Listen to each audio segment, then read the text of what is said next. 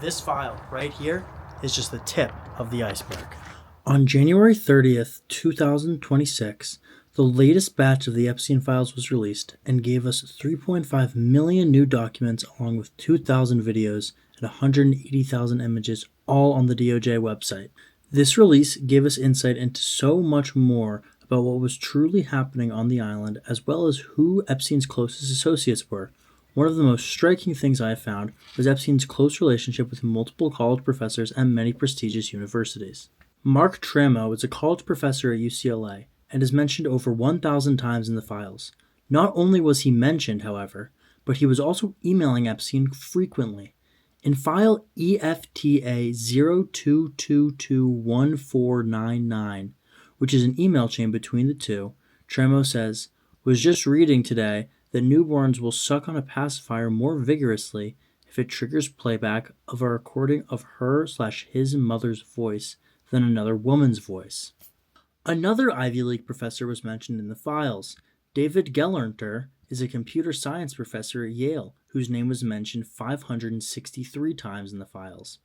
In file EFTA 02037005, which is an email chain between the two, in 2011, Gelernter describes one of his students to Epstein where he says, "I have a perfect editorialist in mind. Yale senior, worked at Vogue last summer, runs her own campus mag, art major, completely connected, the small good-looking blonde." The Yale professor was asked about his comments to Epstein and if he regretted their relationship by the Yale News, to which he responded, "Nothing." Another thing many people are talking about regarding the Epstein files are the redactions. Obviously, victims' names are redacted and should be redacted. However, alleged perpetrators' names are also being redacted. For instance, in file EFTA 00749241, an email exchange where Epstein says, "Where are you? Are you okay?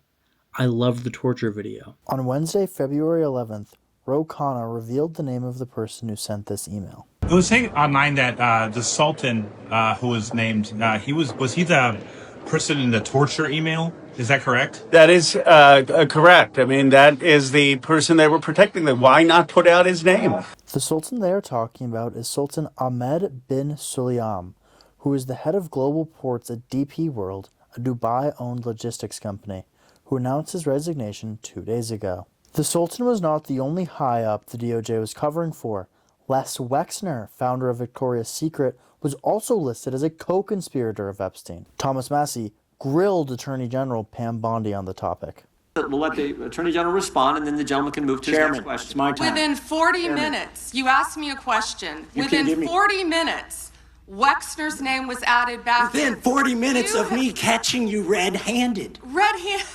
There was one redaction out of He's over listed as a co-conspirator. 4,700. According to the DOJ, this is only half of the files that are set to be released, and hopefully the latter half gets released soon, as the DOJ is well behind their deadline for releasing all the files, so that we can finally understand the full scope of what was going on. I'm Alex Black with the Nightly News.